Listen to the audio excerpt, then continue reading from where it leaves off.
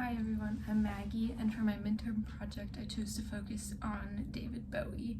I could talk about his career and the philosophical meanings behind his albums forever, so I chose to focus on one that I find most spectacular, which is The Rise and Fall of Ziggy Stardust and the Spiders from Mars.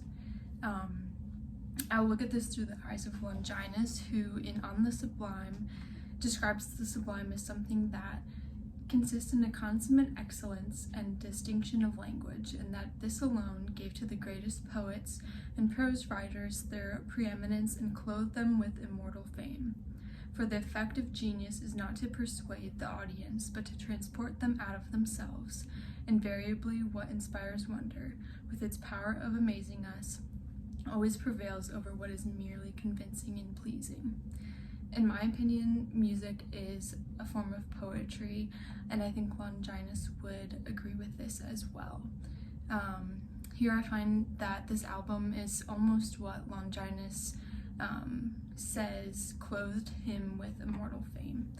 Bowie had many hits sprinkled throughout his career in the albums prior, but I think that this 1972 album contains the most excellent songs with deep poetry throughout each one of them. However, I think that the aspect of this album that most emulates my perspective and is in line with the ideas of Longinus is the way that David Bowie presents these powerful and imagery-filled songs through Ziggy Stardust himself. In an interview, Bowie once said, "Ziggy starts to believe in all this and thinks himself a prophet of the future starman. He takes himself up to incredible spiritual heights and is kept alive by his disciples." In Longinus's book, he notes, "In dealing, then, with writers of genius whose grandeur is of a kind that comes within the limits of use and profit, we must at the outset observe that, while they are far from unerring, yet they are above all mortal range. Other qualities prove their possessors men, sublimity lifts them near the mighty mind of God." I think this statement highlights the sublimity that Ziggy Stardust holds. As listeners and viewers, we know that Ziggy is Bowie, a human, but as Ziggy, Bowie becomes someone different, an omnisexual, orange-haired alien who's not only going to entertain us, but is also going to save us from the impending doom that is inevitably going to happen to the world. Bowie obtained the sublimity that Longinus speaks of that lifted him towards a higher being. As I quoted before, Longinus says, "The effect of genius is not to persuade the audience, but to transport them out of themselves, inspires wonder." And this is exactly what Bowie did with this album. While transporting himself out of himself to a more divine being, others were realizing this themselves as they were watching him. If Bowie can do this, I can as well.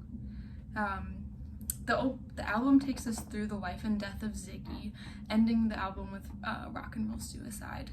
The storytelling style of this album also alludes to the fact that Ziggy won't be around for a while.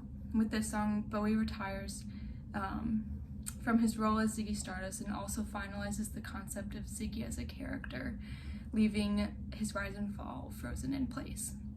While this may seem that the sublimity of Bowie through means of Ziggy has ended, I think that the idea of Ziggy retains the sublimity through Longinus's terms by his statement. "Sublimity lies in elevation, amplification rather in amount, and so you often find sublimity in a single idea, whereas amplification always goes with quantity and a certain degree of redundancy." Ziggy Stardust not only elevated David Bowie's career, but also elevated the way music is written and performed.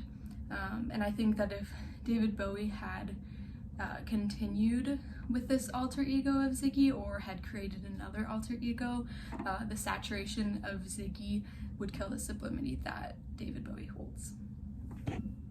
Thank you.